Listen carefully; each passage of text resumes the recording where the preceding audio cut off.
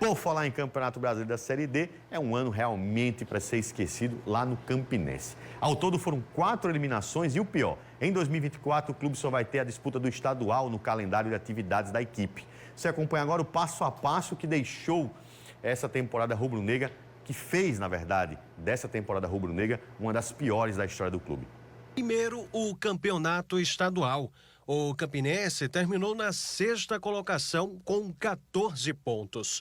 Foram 9 jogos, 3 vitórias, 5 empates e 1 derrota. O time se despediu do paraibano com uma vitória em cima do Alto Esporte e apenas na 6ª posição da tabela de classificação. A eliminação precoce marcou a queda do treinador Leston Júnior do comando da equipe. Pela Copa do Brasil, a Raposa enfrentou o Grêmio. O jogo foi realizado no estádio Mané Garrincha e o tricolor gaúcho venceu pelo placar de 2-0. O primeiro gol foi marcado por Cristaldo, com um passe de calcanhar de Luiz Soares. No segundo tempo, Ferreira fechou o placar. O simples fato de ser contra um adversário de um poderio tão grande, né? O Grêmio iria nos empurrar para trás, nós precisávamos nos manter minimamente organizado para tirar o espaço, né? Ou seja, negociar com o Grêmio o espaço. Ele teria a bola, ele conseguiria invadir o nosso campo, mas teria dificuldade de furar o nosso bloco defensivo. Já pela Copa do Nordeste, a Raposa também não fez uma boa campanha. O time terminou na 7ª colocação no grupo B, com 8 pontos, à frente apenas do CSA. Venceu 2 jogos, empatou 2 e perdeu 4. A última partida foi contra o Vitória e a despedida veio com vitória por 2-1, numa partida apenas para cumprir tabela, já que o rubro-negro baiano também estava eliminado. Eu não sou treinador, né? Eu venho do Campinense desde 2020, fazendo a função na parte de fisiologia e preparação física. Recebi o convite do pessoal da diretoria, aceitei por ser funcionário do clube, por gostar também da profissão, né, e da função, né? Tive a oportunidade do professor Raniel ano passado, me deu a oportunidade de acompanhá-lo, né, um pouco, para aprender um pouco da tática, e muito do que eu utilizei durante essa semana eu aprendi com ele, né? E é valorizar a entrega desses meninos, né? Eu falei para eles e fui muito enfático nisso.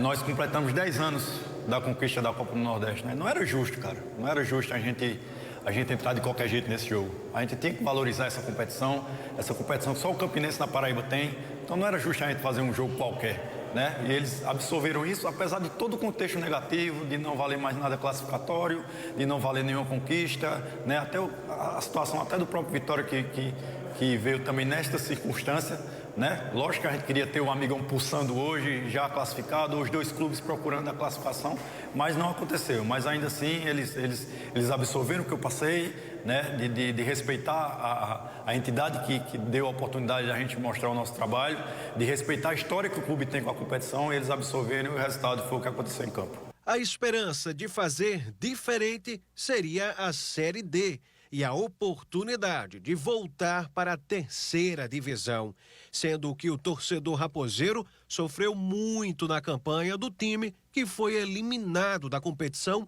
com uma rodada de antecedência.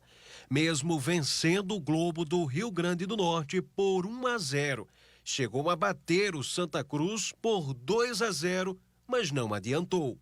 No último ato da equipe na temporada, o time conquistou a vitória sobre o Pacajus, a 3ª seguida na era de Cooley.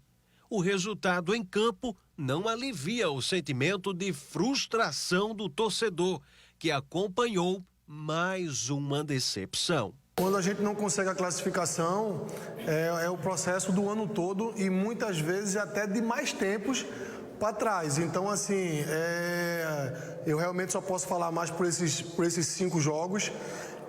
A Série D é uma competição difícil. tivemos a perda de alguns jogadores, né? Mas aquelas 2 primeiras partidas ali que nós não conseguimos pontuar foram fundamentais, assim como algumas partidas para trás também.